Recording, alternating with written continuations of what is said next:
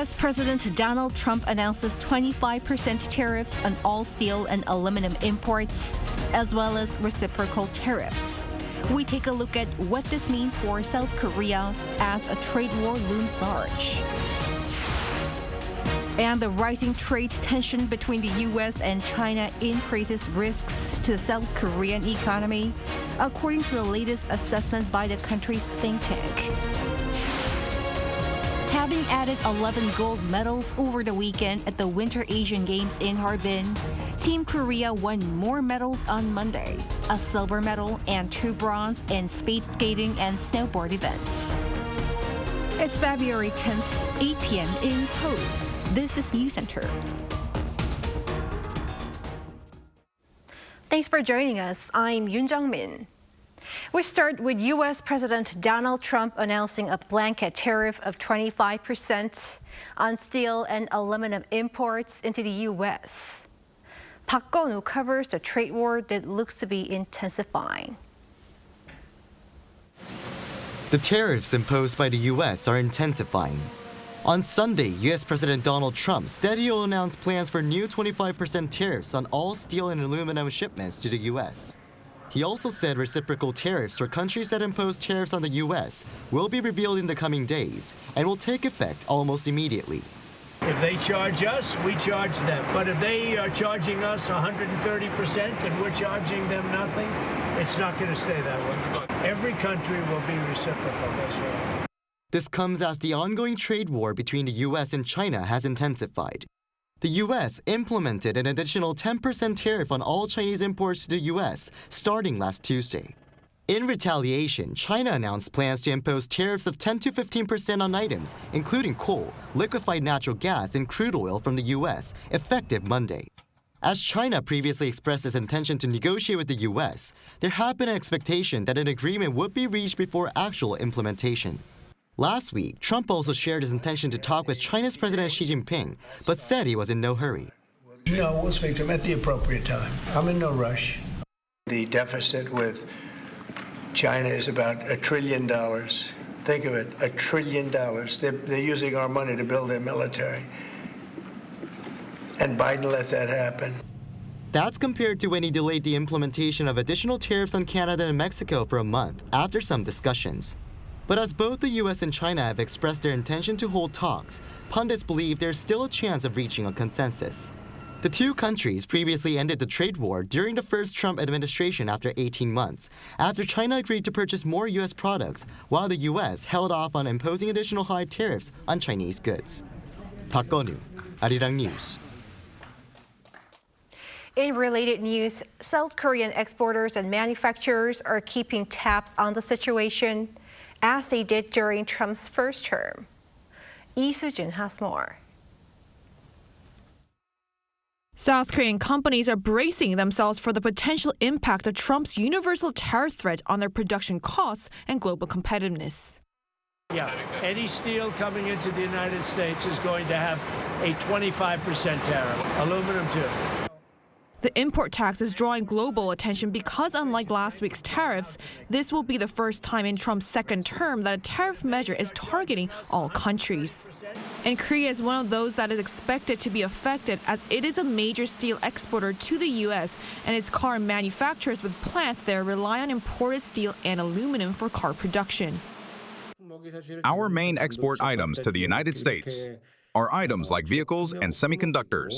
But if tariffs are imposed, the competitiveness of our products will likely take a big hit.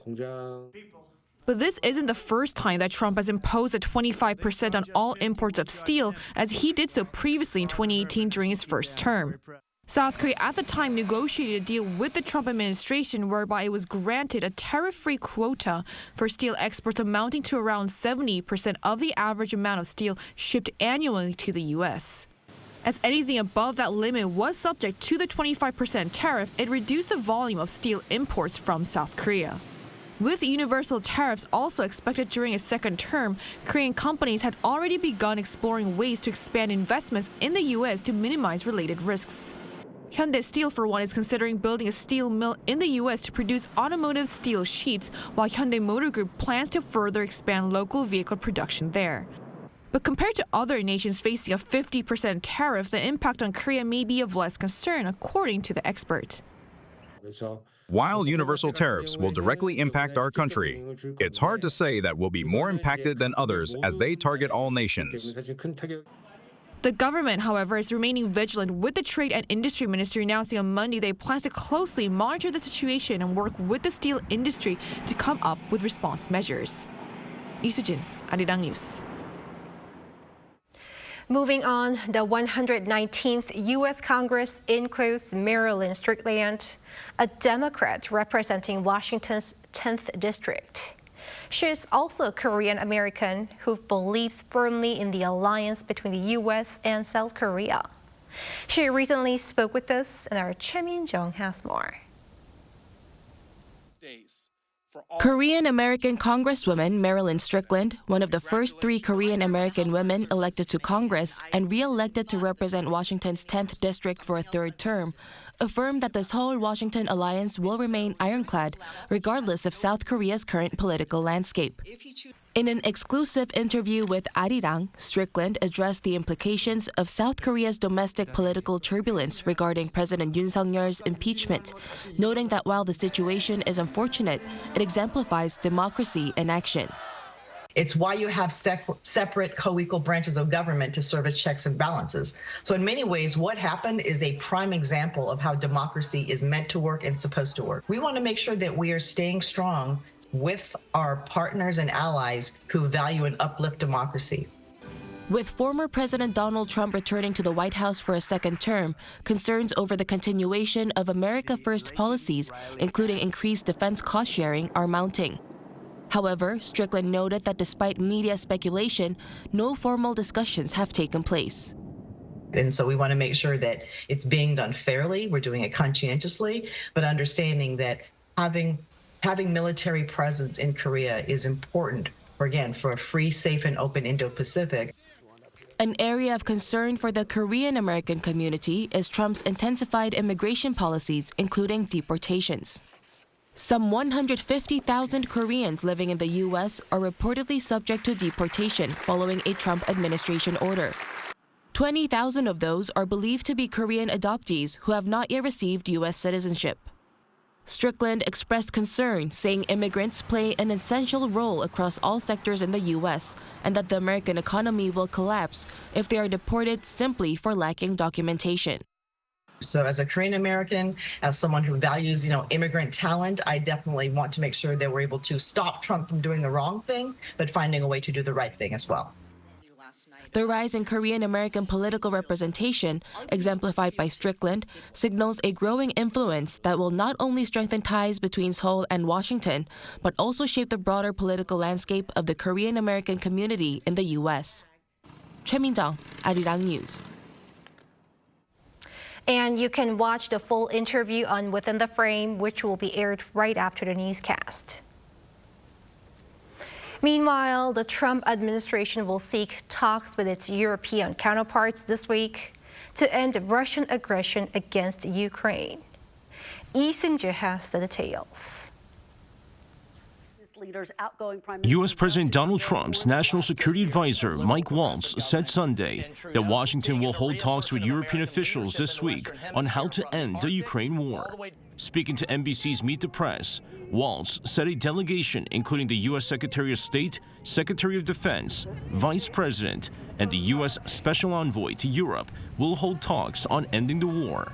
The National Security Advisor did not go into details, but said that Trump is ready to bring the Ukraine issue to the table this week. This includes the issue of future American aid to Ukraine.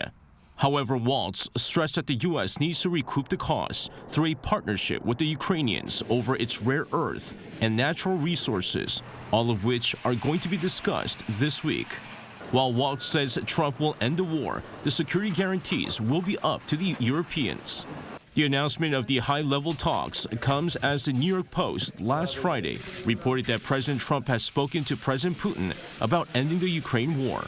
In an interview aboard Air Force One, Trump said he spoke on the phone with Putin to try to negotiate an end to the Ukraine war, but would not say how many times the two leaders have spoken since his return to the Oval Office last month. While Trump did not go into specific details of their phone call, he said that Putin wants to see people stop dying, adding that the 3-year-old war never would have happened if he had been president in 2022. The Kremlin has neither confirmed nor denied that the two leaders have spoken on the phone to discuss ending the war. Lee Seung-jae, Arirang News.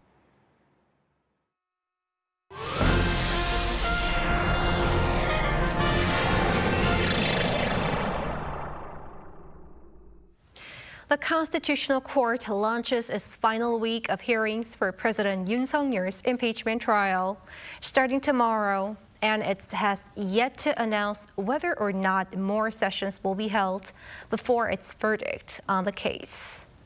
Our correspondent Oh Soo-young has the latest. The Constitutional Court has not yet announced whether it will extend President Yoon's impeachment trial, which is scheduled to wrap up this week. A court official told reporters Monday that the 8-member judicial bench has not yet conveyed whether additional hearings will be held beyond this coming Thursday. With time running out and just 2 hearings left at the Constitutional Court this week, making an extension is likely. On Tuesday, the court will hold Yoon's 7th trial hearing with 4 witnesses summoned to testify.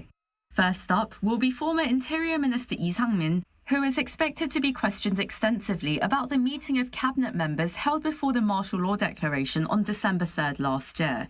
The National Assembly's impeachment panel says the president had bypassed cabinet procedures before imposing the decree. Also standing witness will be National Security Advisor Shin Won-sik, who served as defense minister until September last year.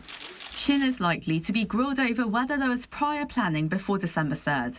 As for former National Intelligence Service Deputy Director Baek Jong-wook and National Election Commission Secretary General Kim Yong-bin, questions are expected to focus on election fraud allegations raised by President Yoon as a pretext for declaring martial law. The 8th and final hearing is currently scheduled for Thursday. In order to conclude the hearings, the bench must hear the closing arguments from both legal teams as well as President Yoon's final statement. It seems the Constitutional Court has not yet instructed either side to prepare their final arguments.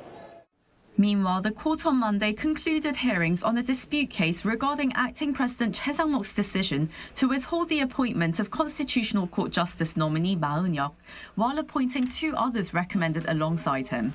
The case was filed by National Assembly Speaker Woo Won-sik, who claims Choi neglected to follow a parliamentary resolution to appoint 3 justices in December last year. Choi, however, had pledged to appoint a 3rd justice after bipartisan agreement on the candidate.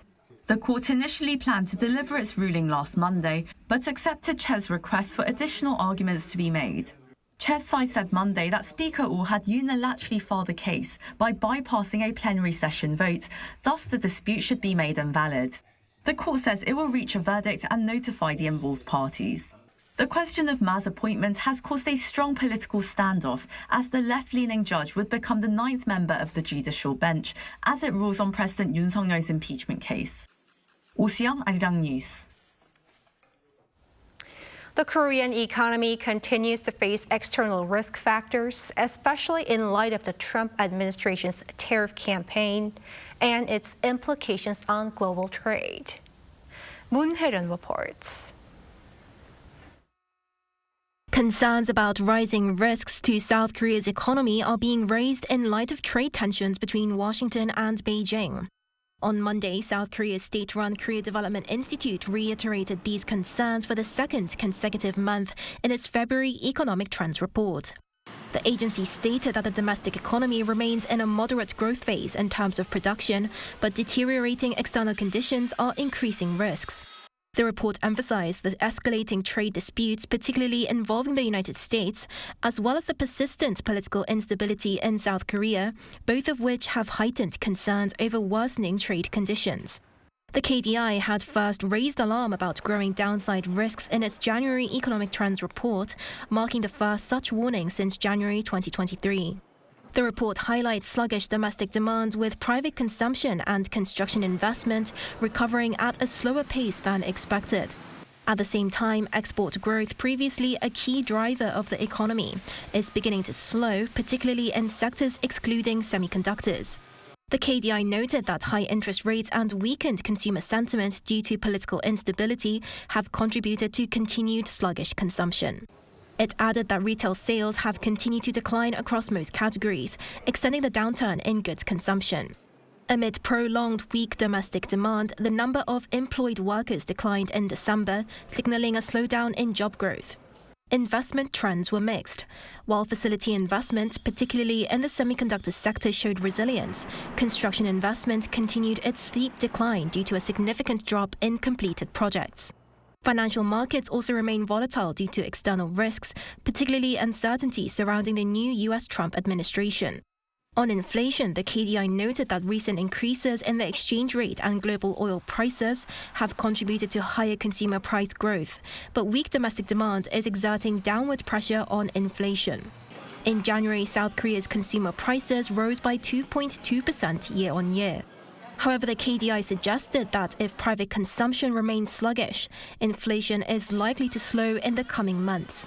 As concerns over weak domestic demand, slowing exports, and external uncertainties grow, the KDI's continued warnings signal heightened risks for South Korea's economic outlook in the months ahead. 문혜련, Arirang News. In other news, researchers here have developed an eco-friendly mechanism of purifying the air by using water without producing waste. Our Cha Yun-kyung explains. Worsening fine dust due to the cold weather has increased the use of air purifiers. However, the need to change filters and waste issues have become a problem. To solve these, researchers have developed an eco-friendly air purifying system that imitates the body's circulatory system. Once polluted air enters the system, microbubbles form in a water container as they pass through an elastic microprocessing filter. The small, even-textured microbubbles capture fine dust and carbon dioxide, sending carbon dioxide outside and oxygen inside through the circulation of water. We have developed an air purifying system by imitating the human body's circulatory and respiratory system. We can circulate the air inside and outside through the system to dispense VOC and carbon dioxide outdoors. It can solve the issue of microdust and carbon dioxide at the same time. In tests using a closed space with a mouse inside, the system decreased the level of carbon dioxide by 30%, which saw the mouse's activity increase 53%. Current system's performance deteriorates as filters age and can cause odors.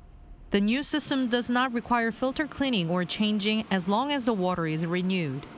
The system's driving principles and structures are quite simple and suitable to enlarge in scale, and they can replace pricey and complicated former air purifying systems. The research team expects that the system will be able to purify air of other pollutants, such as acetone or ethanol. Cha Yun-kyung, Arirang News.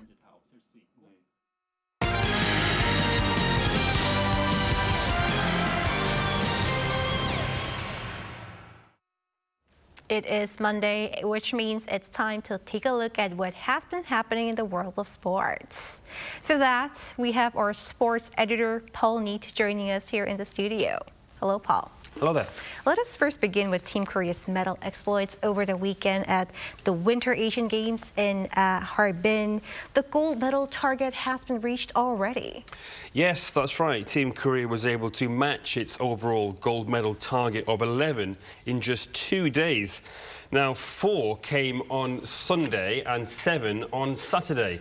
3 goals came in speed skating, 6 in short track speed skating, 1 in freestyle skiing and 1 in snowboarding.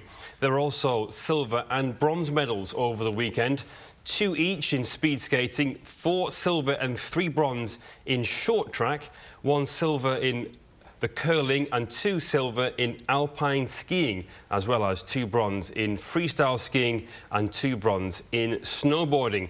The very first medal was won in the mixed 2,000-meter relay short track with the team of Kim Gil-lee, Park Ji-won, Choi Min-jung and Kim Tae-sung. More medals have been won today as well. Kim Jun-ho won bronze in the men's 500-meter speed skating, as well as silver in the men's team sprint event. Kang Dong-hoon won bronze in the men's snowboard big air. You mentioned Choi Min-jung. It's been a weekend of milestone for her. Yes, it has. She became the first triple gold medalist at this year's competition and the first South Korean female athlete to win at least 3 golds at a Winter Asiad. Choi Min-jung won gold in the 1,000-metre short track, 2,000-metre mixed relay and the 500 metres. She's had a glittering career already, winning gold at 2 different Olympics and medals at 3 different Asian Games, not to mention multiple World Championships. All this after having a year off as well, so it's been an incredible comeback for her. And there's more on the way too, as the ISU World Cup continues in Milan, Italy this Friday. And wrapping up the Asian Games for now, what other games can Team Korea look forward to? Well, there's still be curling to come and snowboarding. The round-robin matches in the curling began on Sunday and the medal rounds are slated for Friday. Before that, in snowboarding, Lee Chae-eun is set to compete in his main event, the halfpipe, on Wednesday. He has 1 gold already from the men's slopestyle. Overall, though, with 11 gold, 10 silver and 9 bronze medals, South Korea sits second in medal table. The Games conclude this Friday. And finally, to American football. The Super Bowl took place on Sunday. What can you tell us about that? Well, the Philadelphia Eagles earned a huge win over the Kansas City Chiefs, 40-22. The 59th edition of the Super Bowl saw these 2 teams meet on this grand occasion for the 2nd time in 3 years. The Chiefs were looking for a three-peat, but the Eagles avenged the loss from 3 years ago and did so in emphatic fashion. In fact, at one point in Sunday's spectacle, the Eagles had a 34-0 lead and were up 24-0 at half-time. It is their 2nd Super Bowl win. The first came following the 2017 season. Right. Thank you for the wrap-up. See you next week. Thank you. See you.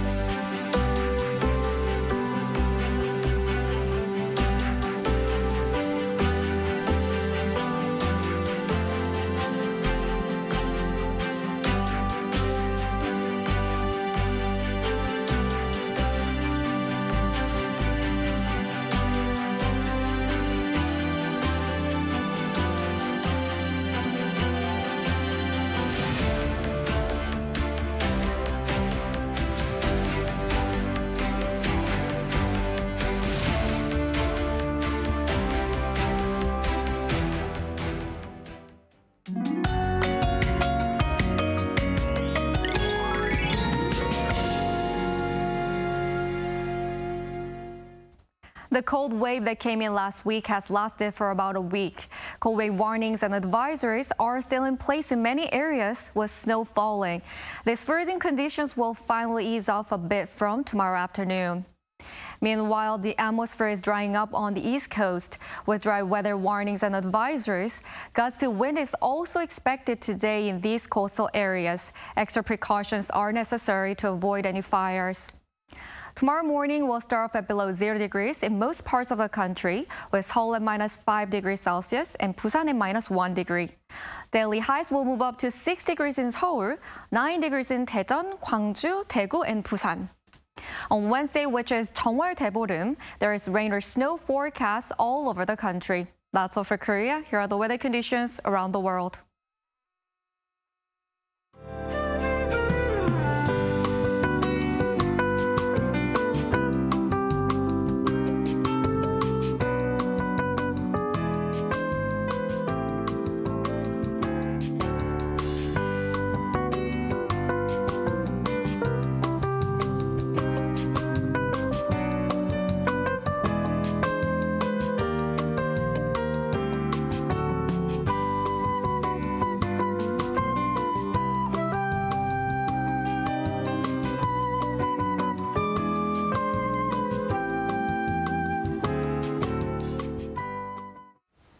And that is Newscenter for tonight. Thank you for watching. A panel session coming up.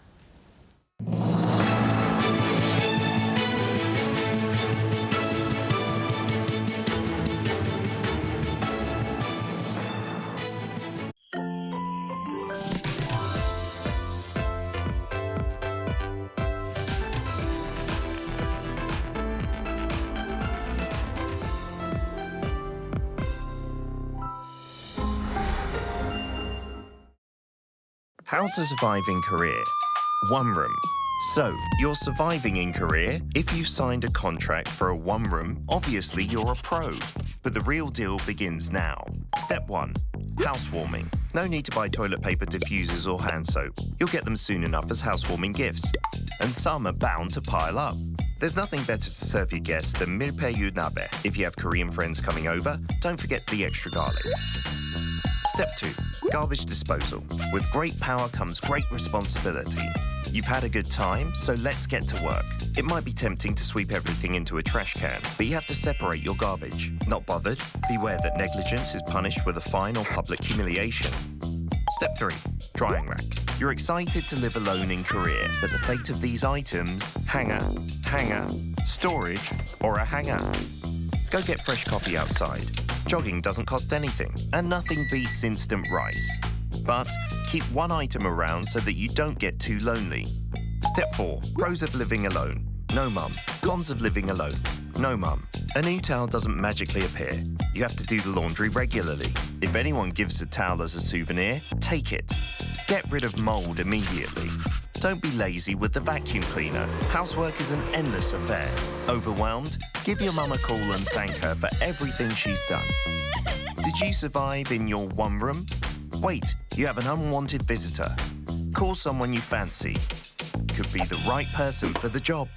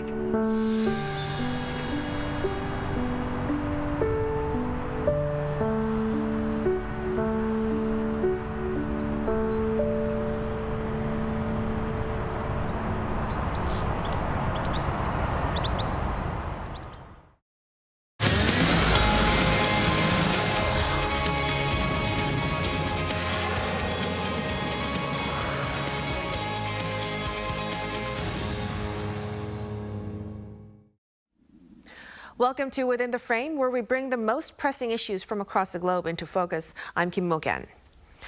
As the 119th U.S. Congress gets underway, a notable shift in political representation is emerging with the rise of Korean-American politicians gaining increasing influence.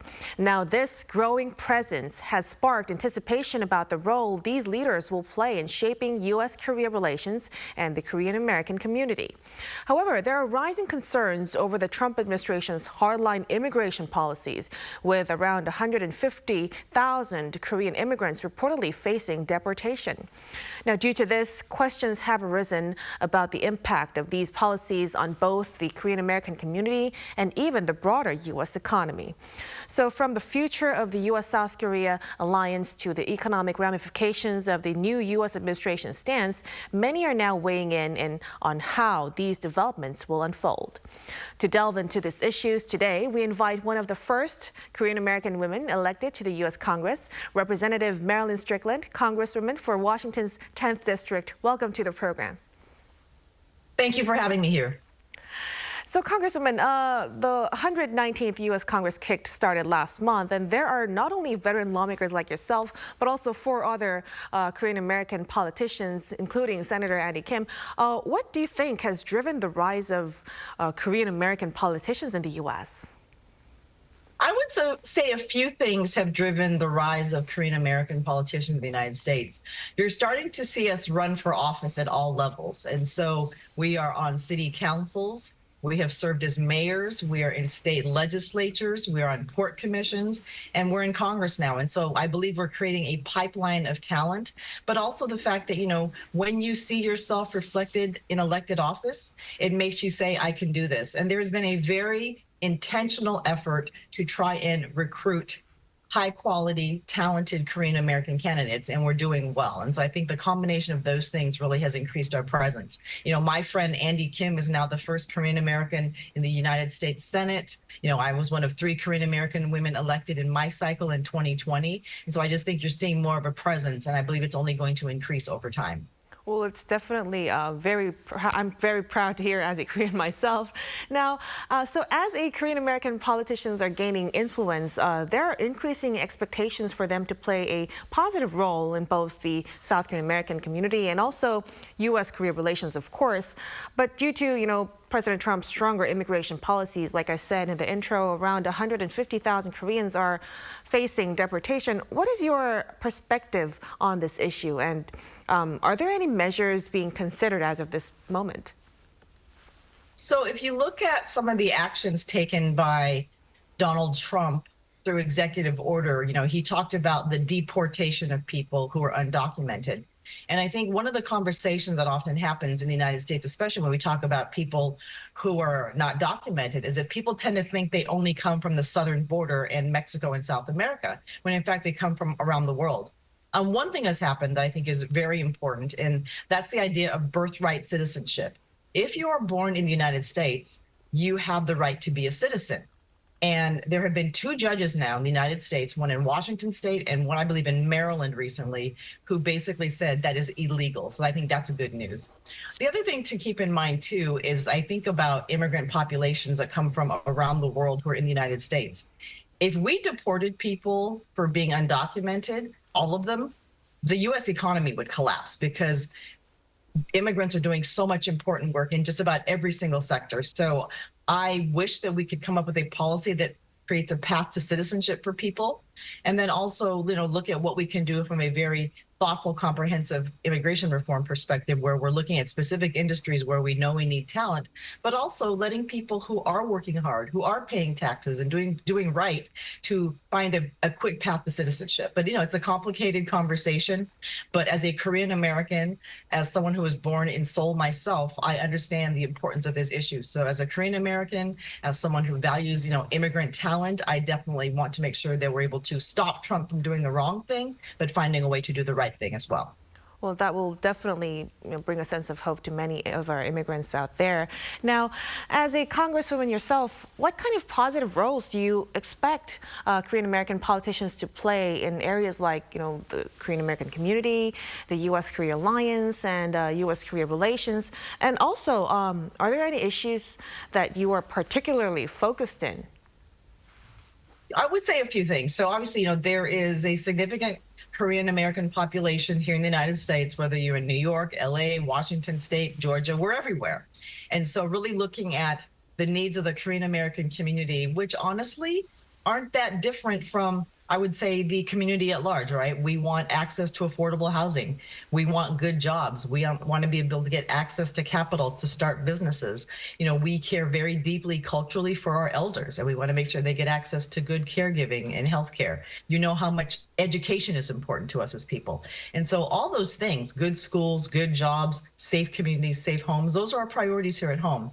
But also understanding that we're part of the diaspora of people who come from Korea, and we want to make sure that the ties between the United States and the Republic of Korea stay very, very strong. We have nearly 30,000 troops stationed in South Korea, and that alliance that we have between the U.S. and Korea will remain ironclad regardless of who's president. We have to make sure that we're cultivating those relationships, promoting student exchanges, promoting very good, thoughtful, mutually beneficial trade agreements, student exchange, all those things that are very important to strengthening those ties. Right. Now, Congresswoman, I just also want to touch upon the situation here in South Korea. As we all know, recently our country has experienced political turmoil regarding President Yoon Suk-yeol's impeachment. I wonder, how does the U.S. political circle view this political situation in the country? Well, remember, it happened very quickly, right, over a period of 48 hours. So he declared martial law. The legislative branch came in and basically shut that down, and now he's been impeached. And so in many ways, this is how democracy is supposed to work. It's why you have separate co-equal branches of government to serve as checks and balances. So in many ways, what happened is a prime example of how democracy is meant to work and supposed to work. So we think about what's happening around the world right now, in Asia, in Europe, around the world, and we want to make sure that we are staying strong with our partners and allies who value and uplift democracy. Ukraine, right? All the different places in the world, Korea, Japan, all the places that value democracy, free and fair elections, and rights for all people. So what happened with President Yoon was an example of democracy in action, to be honest with you. And as far as, how Americans view it, it was a situation that is unfortunate, but in many ways, the system of democracy and checks and balances worked exactly as intended. So despite the situation itself and how it brought impacts, it was clearly a sign of democracy in the country. Now, but some still worry, given the current instability in the country, many fear it would weaken U.S. South Korea alliance or even trilateral cooperation between U.S., South Korea, and Japan. What's your thoughts on this? I mean, people have very different opinions, both here in the United States and in Korea, about the trilateral agreement. If we're going to have a free and open Indo-Pacific and deal with the looming threat of the Chinese Communist Party, the trilateral agreement is incredibly strong, incredibly powerful, and necessary in many ways.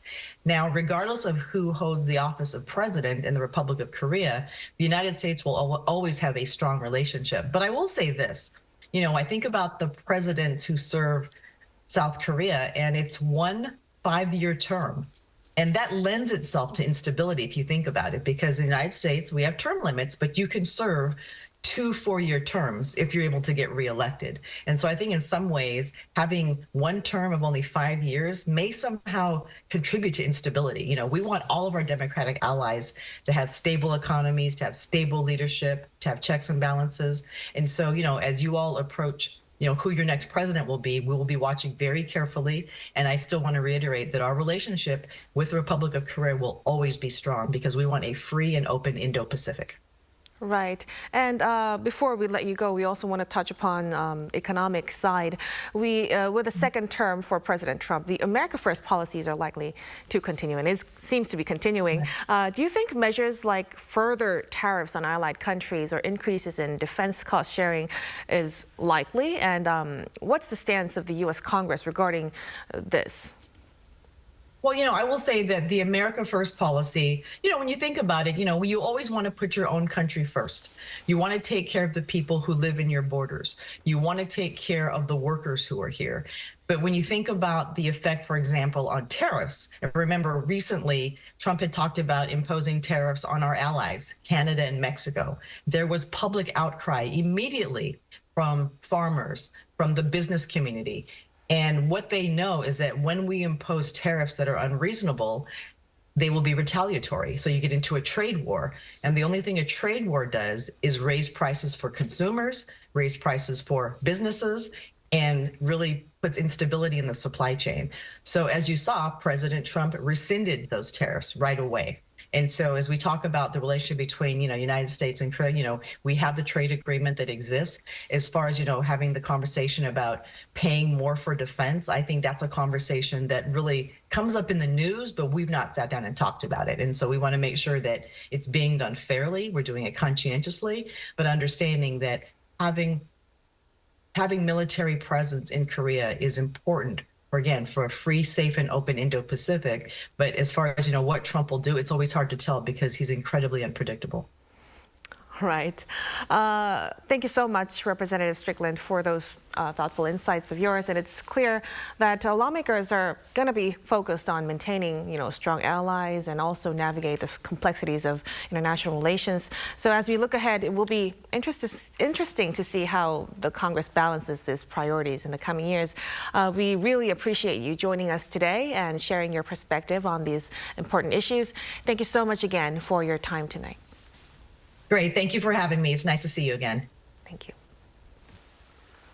And now let's further dig into the Trump administration's latest immigration policies, which have sparked widespread debate and concern, from deportations affecting thousands of immigrants to the broader implications for both communities and the U.S. economy.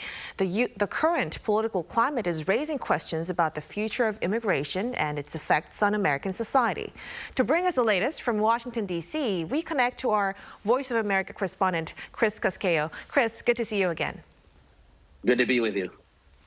So President Trump is rapidly implementing the anti-immigration policies he declared before taking office. Is it true that he's even using military aircraft to deport illegal immigrants? How much enforcement and forced repatriation of illegal immigrants is currently taking place over there? Yes, they are using military aircraft to fly back some of these migrants in the country illegally back to their home countries. But let's dive into the numbers a little bit. More than 8,000 migrants have been arrested since January 20th, which is the date of Trump's inauguration. That's as of Wednesday morning, according to White House spokesperson Caroline Leavitt. Leavitt said 461 people in the country illegally who have been arrested since Trump took office were released back into the U.S. rather than being deported. The people released from custody amount to about 6%. Leavitt said they were released for health reasons, because individuals weren't likely to be deported quickly, or because of a lack of capacity in immigration detention facilities.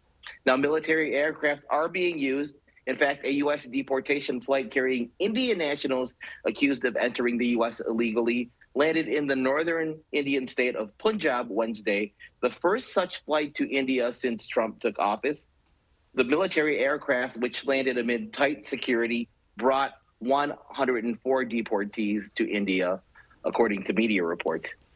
Meanwhile, Guatemala's president said Wednesday, after meeting with U.S. Secretary of State Marco Rubio, that his country will accept migrants from other countries being deported from the United States. Under this so-called Safe Third Country agreement announced by President Bernardo Arevalo, the deportees would be returned to their home countries at U.S. expense. Mm-hmm. So with this concerning situation, it is reported that about 150,000 South Korean illegal immigrants residing in the U.S. are among those targeted for deportation. Chris, what's the response from the Korean community and other immigrant communities from other countries as well?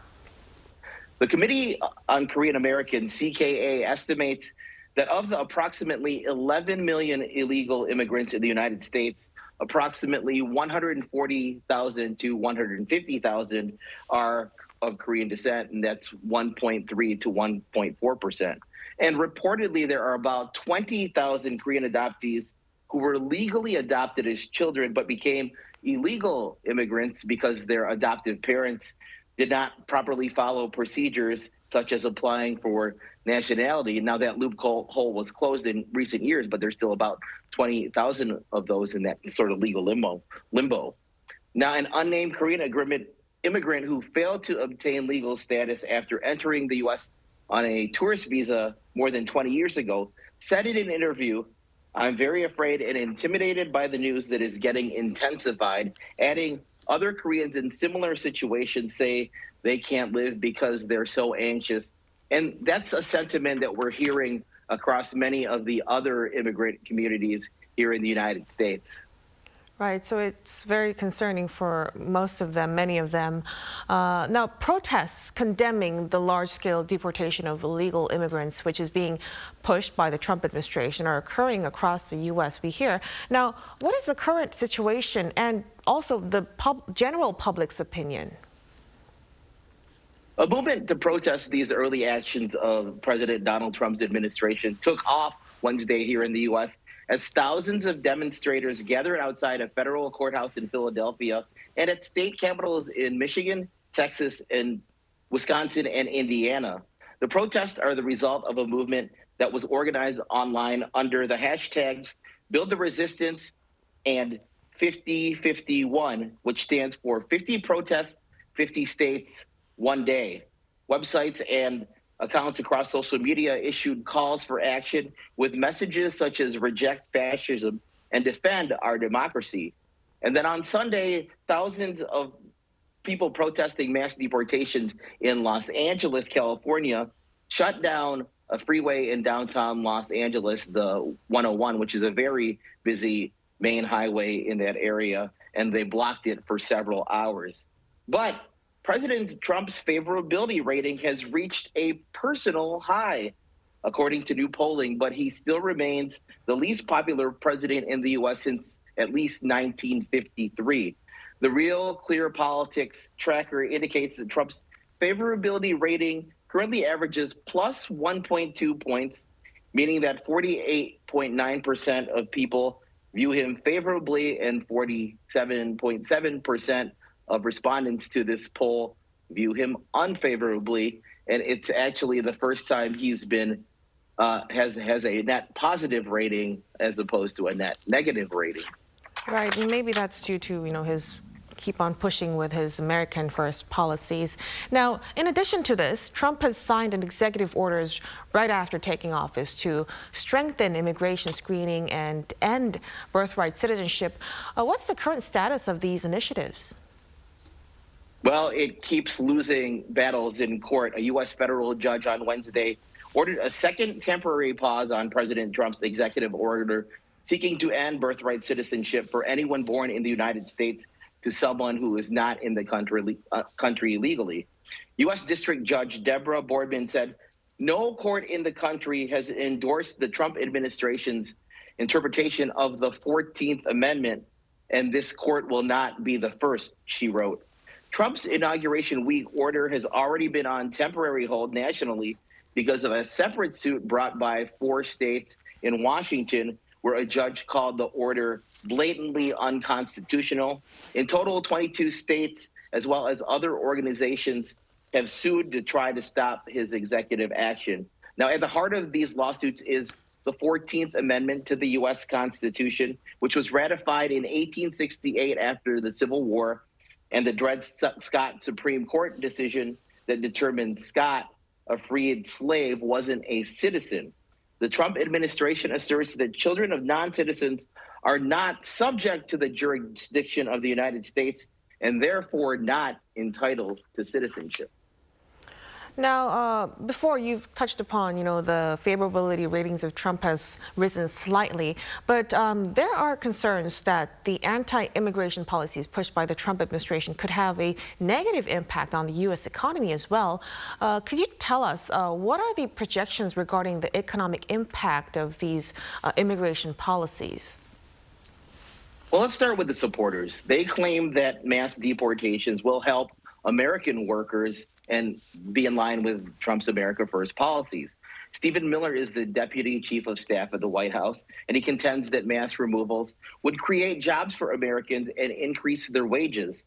This argument assumes that unauthorized immigrant workers here in the U.S. compete with native-born workers for similar jobs. But a couple of surveys do kind of, disagree with that assertion.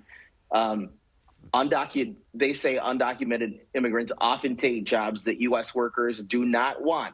And there was a survey from the National Council of Agricultural Employers during the COVID-19 pandemic to find out how many unemployed Americans would take about 100,000 seasonal farm jobs.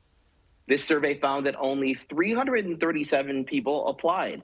And their conclusion is that labor shortages and food shortages were likely to persist without seasonal immigrants, many of whom are undocumented in this country and therefore here not legally. A Brookings Institute study documents the share of unauthorized immigrant workers and U.S.-born workers in the 50 most common occupations among unauthorized immigrants. It asserts that those unauthorized immigrants take low-paying, dangerous, and otherwise less attractive jobs more frequently than native-born workers and authorized immigration workers.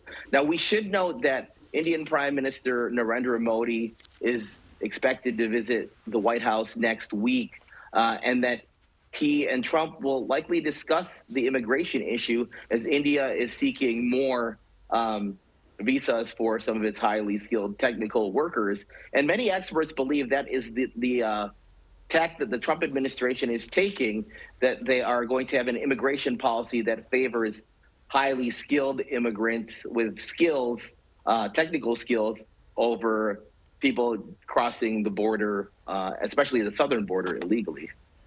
Right. So it seems like we're going to see a lot of more of these, summit discussions with states from where many immigrants come from in the coming months.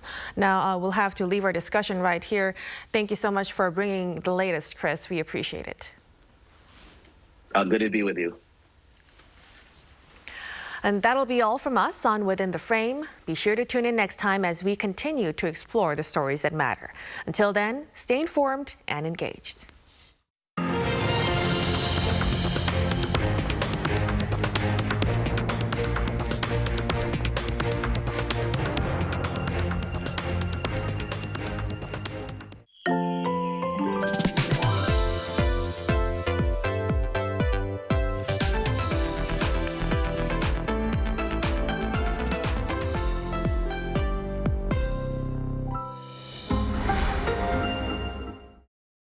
How to survive in Korea. Barbecue restaurants.